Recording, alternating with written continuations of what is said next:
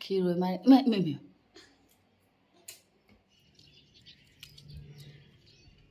Loi sang tok sang bor bajan pipiramani chada.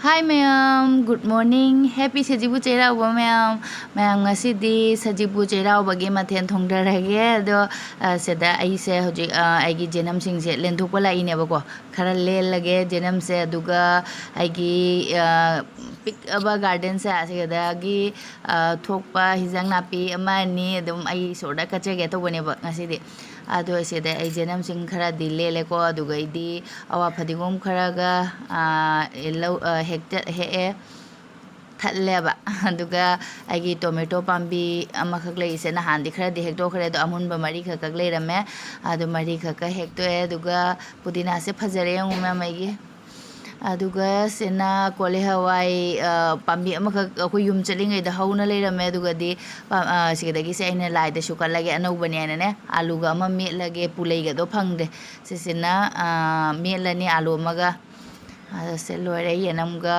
awa fadigomga tomato ga dugaidi aigi marum changdaba pole hawai ga ai baltin ma kainom su phi su leiri adu hana lai khuramurani aduga thengi dare ba nungsa ju bhajan thokle aduga ai phi se phoba muka khala su ka khalani hajik lai khuramna ba tawge mungda singi ge aigi ngarangi sida lai ayukta gi aini heglakpani akhoi mapa su leite ngasi numi sida akhoi mapa na chingi base loire aduna aina adum la su thi phangdare nahan su len tage adun la su thi phangdare adum lai khara di thirure aduga sinna nahan inebong na yumdagi hapagwa jum cheng do ina lai da kallani aduga akhoi anuba cheng ne basi su ko lai su kallani aduga idi akhoi su dum charani ado se hojik se ina cheng se tengot mari kha kat ke na tengot mari kha khai doi ni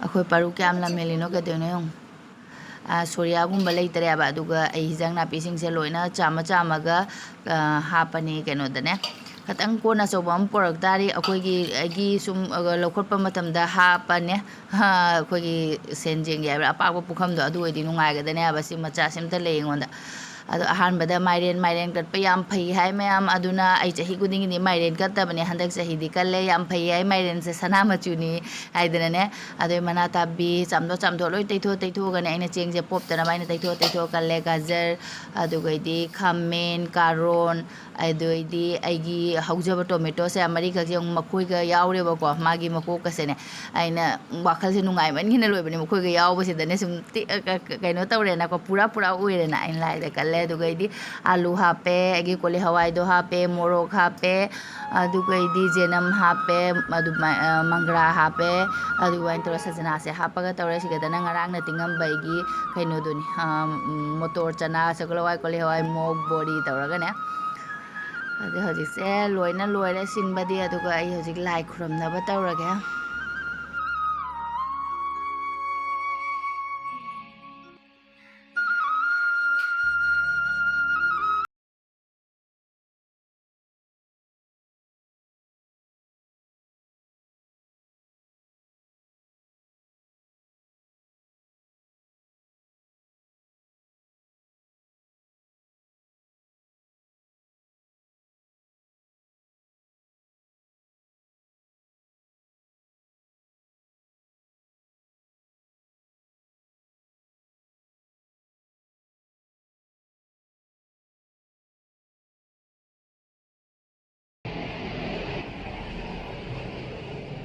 sonuga paruga su khudai shela khuram gare kari haire khuram ba khangde akoi mapadi ma duty da leramina kangba katpa matam da khuram ba kaino edre horen thala thong loiraga mathen da kacharani mapan khuram jarani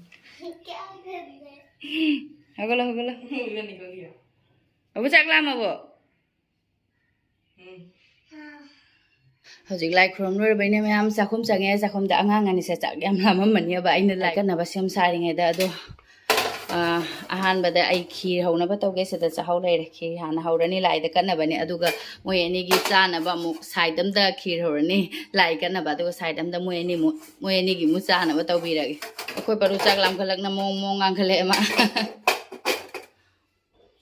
ꯁꯣꯝꯗꯅ ꯂꯥꯏ ꯀꯠꯅꯕꯒꯤ ꯈꯤꯔꯒꯤ ꯁꯪꯒꯣꯝꯁꯦ ꯁꯧꯍꯜꯂꯦ ꯑꯗꯨꯒ ꯁꯧꯍꯜꯂꯤꯉꯩꯗ ꯃꯣꯏ ꯑꯅꯤꯒꯤ ꯇꯟ ꯍꯧꯕꯤꯔꯦ ꯑꯇꯥꯒꯤ ꯑꯍꯩꯕꯤ ꯑꯣꯏꯅ ꯇꯟꯁꯦꯅꯦ ꯁꯝꯅꯕ ꯍꯥꯏꯅ ꯁꯤꯅ ꯈꯔ ꯁꯝꯃꯅꯦꯅ ꯑꯗꯨꯒ tomato soup ꯑꯃꯒ ꯇꯣꯃꯦꯇꯣ ꯁꯨꯞ ꯍꯥꯏꯅ ꯄꯔꯨꯁꯤꯅ ꯂꯣꯏꯔꯦ ꯑꯗꯣ ꯁꯤꯒ ꯇꯟꯁꯤꯒ ꯃꯣꯏ ꯑꯅꯤ ꯄꯤꯖꯔꯝꯃꯒꯦ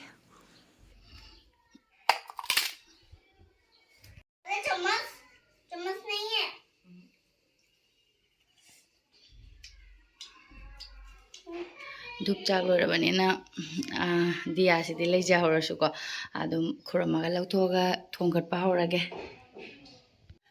ꯂꯩꯃꯥꯡꯗꯒꯤ ꯂꯧꯊꯣꯔꯛꯑꯦ ꯑꯗꯨꯒ ꯍꯧꯖꯤꯛꯁꯦ ꯇꯞ ꯇꯞꯅ ꯊꯣꯡꯕ ꯍꯧꯒꯠꯂꯒꯦ ꯑꯩ ꯄꯣꯠ ꯆꯩꯁꯦ ꯂꯣꯏꯅ ꯊꯝꯃꯦ ꯀꯥꯎꯗꯅꯕ ꯍꯥꯏꯅꯅꯦ ꯑꯩꯈꯣꯏ ꯃꯄꯥ ꯂꯩꯔꯗꯤꯕ ꯃꯥꯁꯨ ꯑꯃ ꯃꯇꯦꯡ ꯄꯥꯡꯁꯤꯟꯕꯤꯔꯛꯀꯗꯕ ꯃꯥꯁꯨ ꯎꯄꯥꯏ ꯂꯩꯇꯦ ꯑꯆꯧꯕ ꯂꯥꯛꯀꯅꯦꯅ ꯇꯧꯔꯕꯅꯤꯅꯅꯦ ꯑꯗꯣ ꯍꯧꯖꯤꯛꯁꯦ ꯑꯩ ꯃꯊꯦꯜ ꯊꯣꯡꯒꯠꯂꯒꯦ ꯃꯌꯥꯝ ꯑꯗꯣ ꯑꯩ ꯃꯊꯦꯜꯁꯦ ꯊꯣꯡꯕꯗꯤ ꯂꯣꯏꯔꯦ ꯚꯤꯗꯤꯑꯣꯗꯤ ꯀꯛꯁꯟꯈ꯭ꯔꯦ ꯃꯌꯥꯝ ꯂꯣꯏꯔꯦ ꯁꯖꯤꯕꯨꯒꯤ ꯃꯌꯥꯝ ꯃꯊꯦꯜ ꯑꯗꯨꯒ ꯑꯩꯁꯦ ꯉꯁꯥꯏꯗꯒꯤꯗꯤ ꯁꯝꯃꯁꯦ ꯁꯨꯝ ꯐꯤ ꯄꯨꯟꯁꯤꯟꯅ ꯂꯩꯕꯅꯦꯕ ꯍꯧꯖꯤꯛꯇꯤ ꯊꯥꯗꯣꯔꯛꯑꯦ ꯃꯊꯦꯜꯁꯨ ꯂꯣꯏꯔꯦ ꯃꯌꯥꯝ ꯑꯗꯨꯒ ꯑꯩꯈꯣꯏ ꯃꯄꯥꯁꯦ ꯉꯥꯏꯕꯅꯦꯕ ꯑꯩꯅ ꯈꯔꯁꯨ ꯊꯦꯡꯉꯦ ꯑꯩꯈꯣꯏ ꯃꯄꯥ ꯗ꯭ꯌꯨꯇꯤꯗꯒꯤ ꯍꯜꯂꯛꯄꯗ ꯍꯧꯖꯤꯛꯇ ꯑꯩ ꯃꯊꯦꯜ ꯂꯣꯏꯁꯤꯜꯂꯒ ꯑꯩꯅ ꯂꯣꯏꯁꯤꯜꯂꯣꯏꯔꯛꯄꯗ ꯑꯩꯈꯣꯏ ꯃꯄꯥꯁꯦ ꯂꯥꯛꯑꯦ ꯃꯥꯏꯔꯨ ꯃꯥꯏꯊ ꯇꯧꯔꯦꯕ ꯑꯗꯨꯒ ꯍꯧꯖꯤꯛ ꯂꯥꯏ ꯀꯠꯅꯕ ꯁꯦꯝ ꯁꯥꯔꯅꯤ ꯑꯩꯒꯤ ꯃꯊꯦꯜꯁꯤꯡꯁꯦ ꯁꯦ ꯂꯩꯔꯦ ꯃꯌꯥꯝ ꯑꯩ ꯌꯦꯡꯍꯜꯂꯛꯀꯦ ꯃꯌꯥꯝꯗꯁꯨ ꯑꯩꯒꯤ ꯃꯊꯦꯜꯁꯤꯡꯁꯦ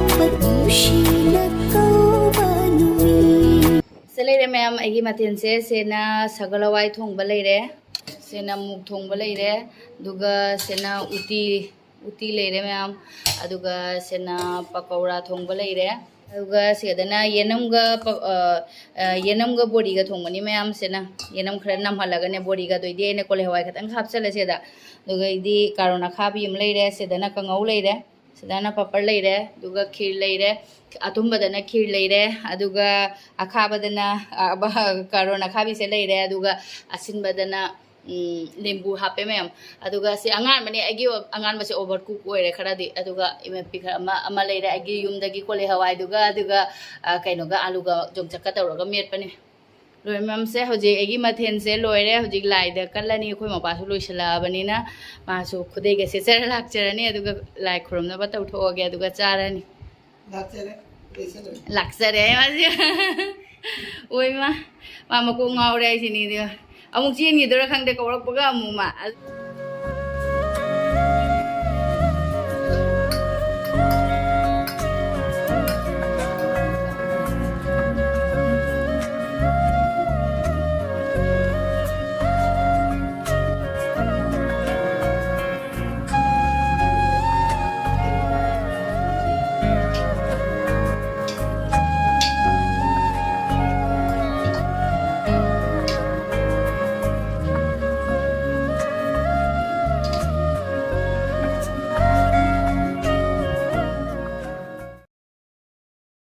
sina yumgi mandir da kallane aduga sina lamlai gi kallane asai se loina kaino tawsangare aina one time tengod gum do aduga da hamning bane ba ko me kaw grai su porak ba anda se lere ai se angan ba da ahum thoe mairen ga karon ga mairen ga gajar ga aduga idi akoi gi jungi atan ba ikubong na tan na pire ko mangra ga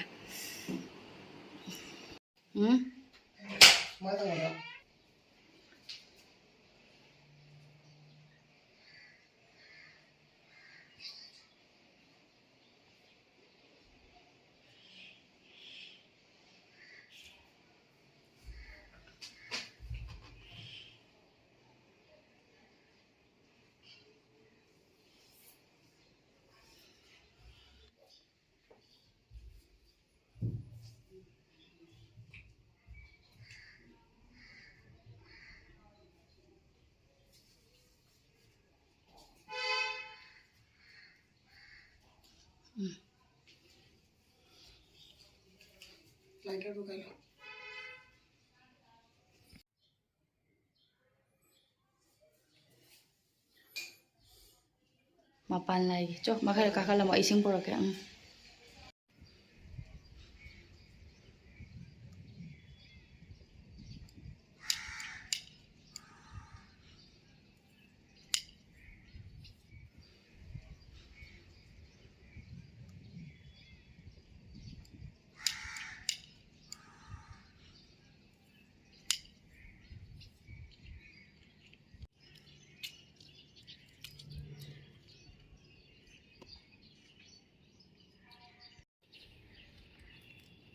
Ayo kurang makas. Boleh tak dom? Nungai Yafabata pina biba. Bulbul. Maybe. Masaknya sih wajib baju manung lesum lagi benar khang dia matak tadi kumthara koda manam namine. Ispon haram sate. Sakle. Sarap ko mapak karim jadre ipta gima.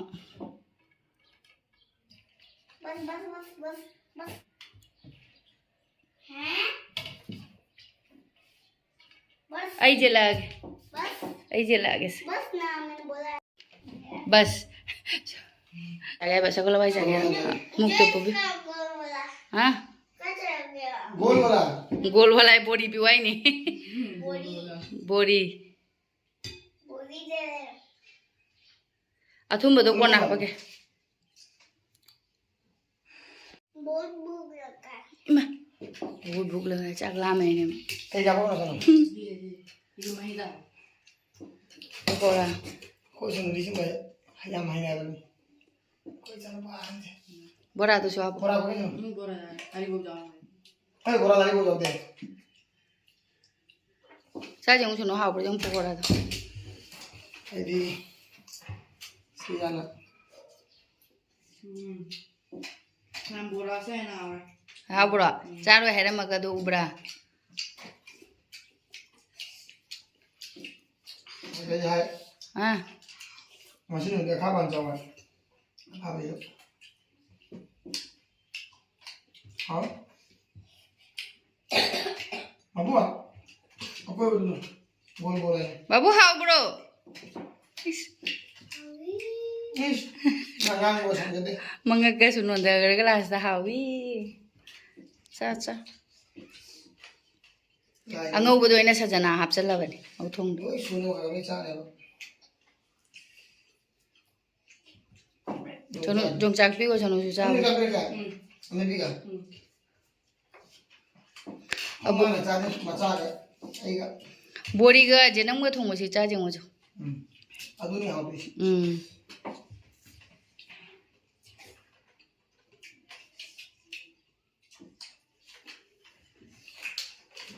Aku bingung berapa.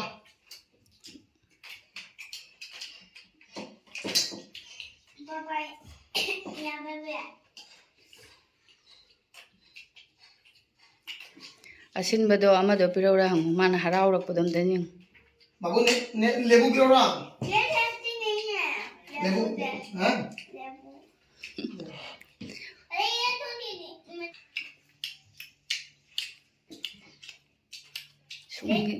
숭기 도이니지 한우버니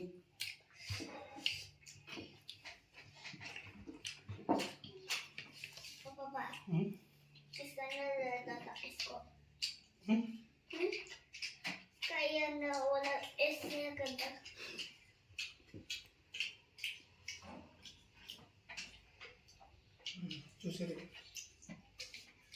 करी हिजांग ना खादे हावी सनो बोरा हाविया अतै दि पीदरी मारे ने उटी सु पीदरी मुक पीदरी उती जानिंगे हां खरगा चाव लोइना उठी जानिंगे ngasi उटी जे हाव बना लोइ दोइनी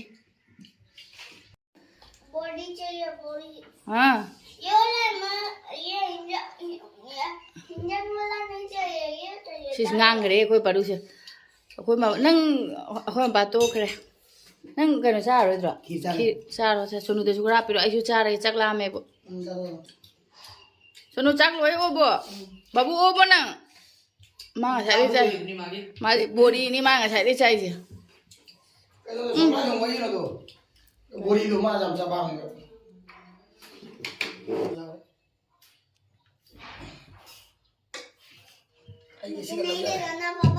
Muhe mau biru ida ini. Hau bro suno kir. Ngasai ni suno na kir kir hai ngasi di kir se tang mahi na hai ba ke nam to. Ma khoi ma pa di mahi ta ma hai ba tu na sagla wai ke se mahi ke tang nai hen ba. Chini chap cha bra. Chap cha oi. Pro o ba suno ha ba khora. Ha ba kwa. Ha ba kwa. Du glass tu da hai ra ga tho. Mahi ke no oi bani na. Ma ko da ham do tho kon hang da. Papa cái nó ra cha.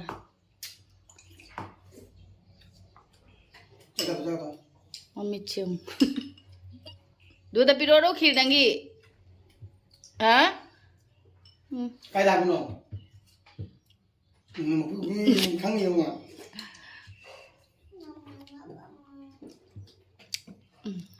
Là babu này. Mam tu hana jatuh, mam hana jatuh babu. Ai dù khá là hay biết không? Ai mục xà cái cô ngao đây đi mẹ mà thiên gì thế lối này lâu sẽ lại sẽ bột pakora thùng bơ lấy đấy. Xin là bori thùng bạ, uti thùng bạ, ở đây đi sẽ đàn mục thùng bạ khá là cái nó babu. Ame pi ang kangau kan. Cái nó nang súng lấy rồi. Pakora cái khu house đi mẹ am lối đấy he. Ở xin là này coi sonu na mu nốt khi sẽ pakora bora sa rồi hay là mà gặp. Hào bữa na yam hào ý bộ pakora thùng mà sẽ like cái nó mình xin là mua hiền cái đấy. Atei din dana kwa dana hao na bai na hona rasu ne sumai yau da bu mai na tawre ke no hande hayam hao re mem pakora thong ga tin na hawe phajana manung da ga se sang nge manam junung si yam kari hak phi ge ibung asi khang de nung ti manam nung si han ga ba da ka wat pa du mai ta ngasi di yam hao ga ha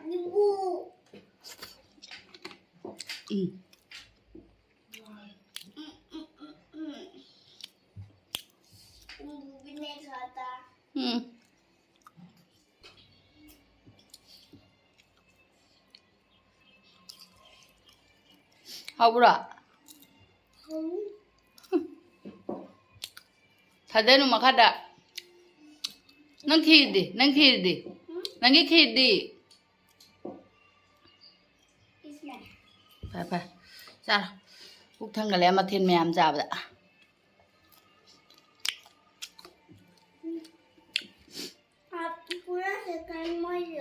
Ah.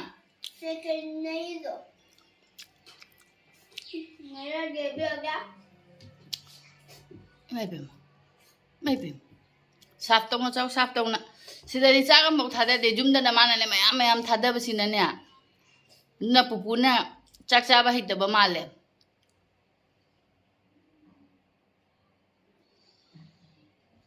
Khi rồi pani rồi baru.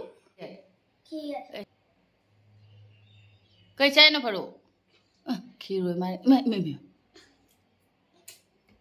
mày bị chỉ có lấy nè.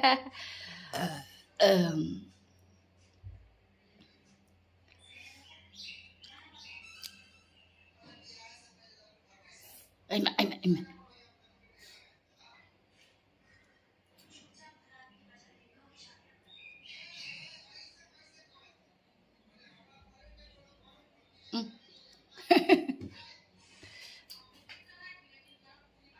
누가 뚱 물어? 강아버 뚱 물어도 이디 cứu ai lôi sân ngâm đấy mẹ ai khi sẽ trang ngâm đấy bốc thân cái mà khi đi cái tăng này đấy ngay sĩ cái khi sẽ trang ngâm đấy bộ rồi sẽ có lì lôi sân là cái mẹ ông hạt tăng đi bắt thao rồi nè được tan nằm một khâu nào bắt đầu rồi nè ai sẽ hay giang thì lôi liềm mẹ thôi một khung dân đó tham mẹ còn freeze đó lôi nó hạt chân cái đấy sĩ lôi sân nó bắt đầu rồi thabak lo sel loiraga mayam aina phone yengobada khoi Enembokki miss call le menga sai tawrak pajani aba aisu hobe tawbanina gaino Enembokki phone lak baga ta haudre ado hojik se mayam ai Enembokki wai sanara mane aba Enembokki su mathen tawba thongba tharei bane ado Enembokna thonge Enembokna ma su wa bana loire hai bane mawo to misu ngasi hojik pung 3:30 dadi thungarani na hai bako ma su manang dre Sajibu Guwahati dai Guwahati ngarang ahingda tongbane aduga ngasise pung ama gi dwai da thungadabne ado hajipau thungadene Enembokna haibane aduna matan haugalai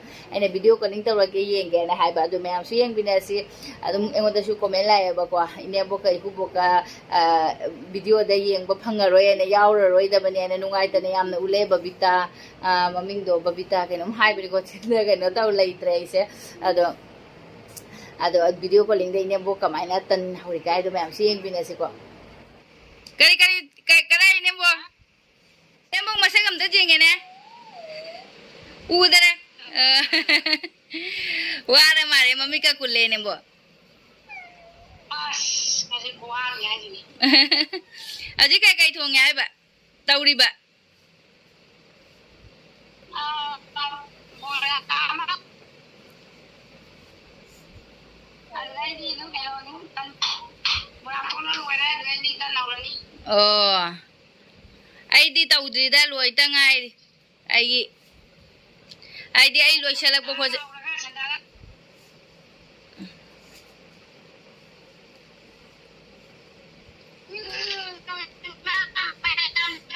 Enembokka video calling sanaba net nungai tabna lore mayam duna lepkhre asina akhoi Enembokki aina memory oina badum thangarpane mayam mathen ni Enembokki Enembok akhoi jum 13 ni akhoi gi lekai da yin ba chali ni Enembokki engona video tharakba ko mayam aina nungsina dum hapuni video se mateng ama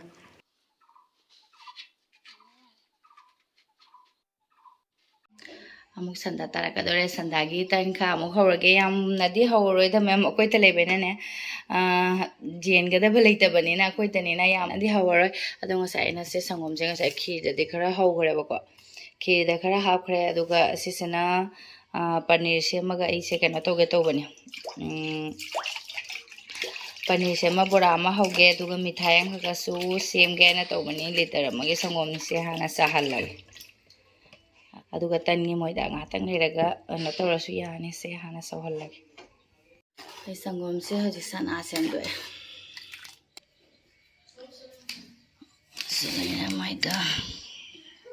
moida so totpa lore sina mayam ai malpua ma horani aduga sina paneer do lupa bora hona bane bogo sangom khatang di aina saubo do lokho bane sina mithai ma hogana tam tawna mamselak tore mamda dore tawise ahanbada puri haure akoi sajibugi puri sidi sumain tawraga mathau manbani ko ma'am ado sumaina haure khara jen ga double itamina lai gi khara ado makoi su sandagi dum prasad phangna baina khara ta haure ado puri hauba loire aduga sina malpua hauge to mani suji ga sangomga aduga chini ga aina coconut hauke to bane ba ko jubi hapaudre adum leitana ne sisu hauba loire malpua ga tanga lore aduga sina mayam aina paneer semgibadone ba ko ai khudak ta haudunina ai makhada akangba phi amaga ka thamme aduga makhada gi phi duna loi chupsan ngara anyong liter amadi phadre ba sangom do ko aduna sumuk de thwa hojik ai piece oina khadilage yong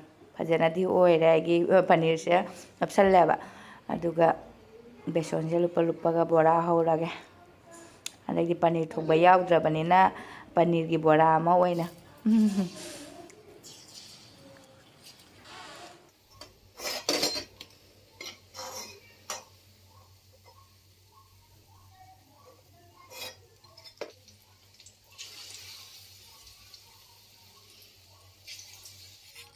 bora su lore duka je kaina mithai am da hawrane samgomgi mithai ni mayam ado ai video la yawramdre gi video se on to hoda boy mare ba adana lore gi samgomga chini ka gi ne ba ko gi ga tang hapa ga hawban aduga aina dum phajana ba aina mathak sida kaino ma hape badam su leite ba pista su leitre aduna aina kismis aseng ba le ba ko kismis se napsala ba mithai su lore mayam ai gi hawga da ba lore hojik sa bana lore mayam jakom sida ne ada hoji iru mai tharani aduga I sandagi amuk lai khuromna ba amuk loishanna ba tawge igu thok lore padani lawre mayam aduga kadik duk thadokna ba tawrage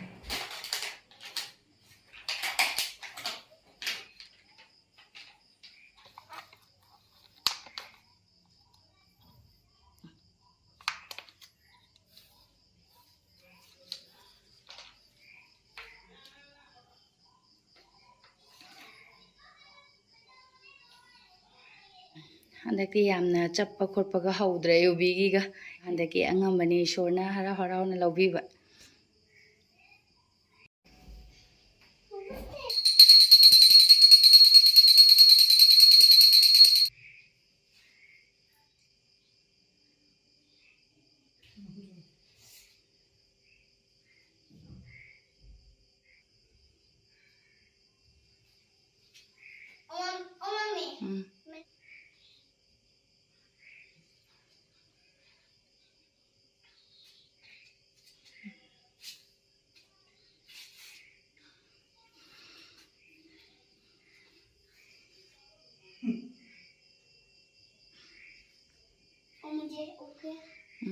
lump लाइगे तुलसीगा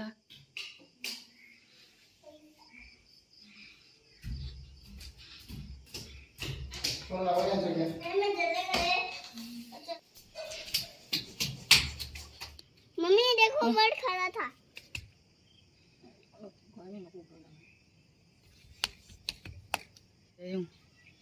जो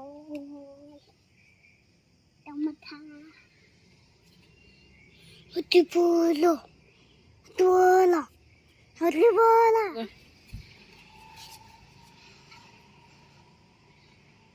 नुंगे उखरे ने अखो परू से करे उन्हें उखरे तो जाऊँ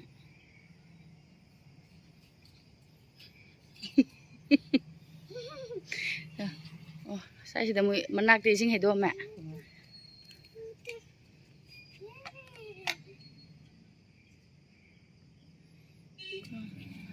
ada jeta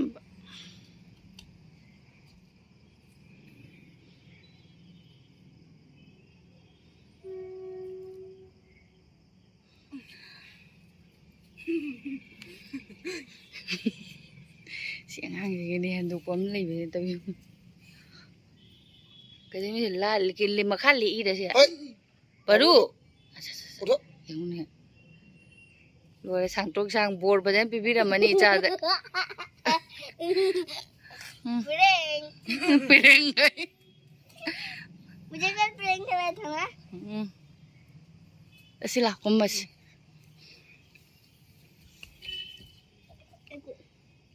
एको ओ एको nó là mai nungai bấm nhau thì mai cái đi khali cái đó là फते फते अच्छा नहीं đó kumas sila cái sao đây nó बोरा bora मम्मी ने बोला था ना इसी ये पानी sao cái sao nó đôi nó sao अन्ना पानी अन्ना कोल्ड ड्रिंक है कोल्ड ड्रिंक देखा बाबू कैसा तो आए होंगे हाँ कैसा तो कैसा तो सुन दी सुन आई दी बोरा हाना लवर गया आएगा बोला lu hujan gede unih लम्बे बने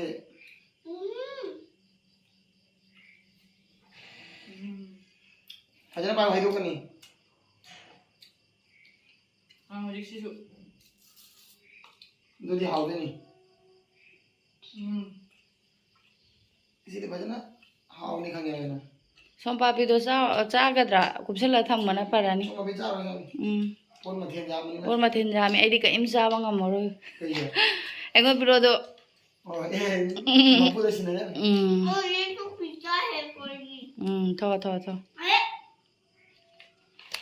अरे नहीं आई सीता ने वहां ना sao ne हम जब ने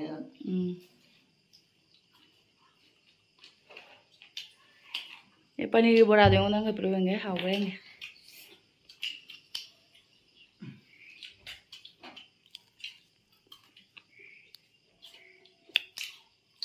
इसमें ai ka im to tra bani panir do na haw na ba na वो ठंडा क्यों कर दिया है इसको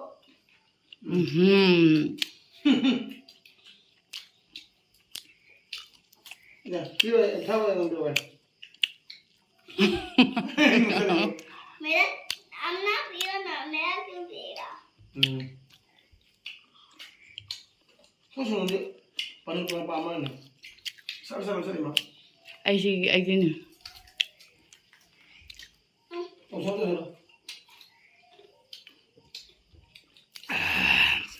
ठंडा है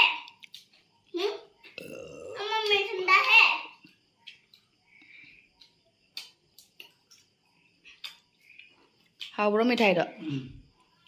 성공이냐 하고는 Kalam je ningai leita bai na upai leita. ये कैसे बनाया थे मम्मी बताया अम्मी बताया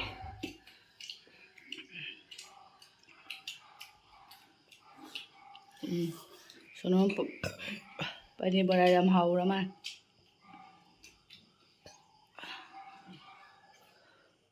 Ado mayam ngasi gidi adum video siya matang siya loisanjarage mathagi video de. Thengne. Hayeng de mo poila bu sang ngasi hawai chare. Mathen mayam ma hayeng na mo mo nga sauba ma. Hi Maya Ado bye bye hi Maya 아니 내가 시험나 내게 그래 좀더 시험만 loisanjarage mayam ngasi gidi bye. 바이 bye और दिन से ये भी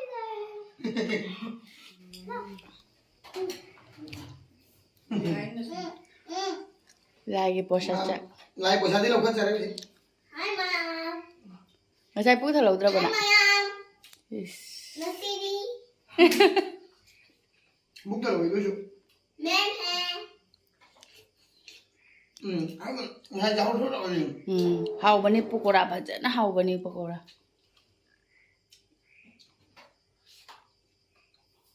Ising di thau no e. Chis.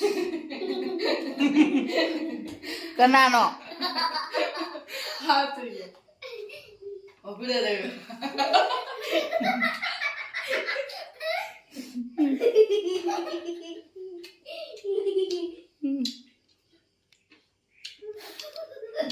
Cha ha pakora cho. 자 라이도 방금 잘 먹었네 Pamu cha thoi ba.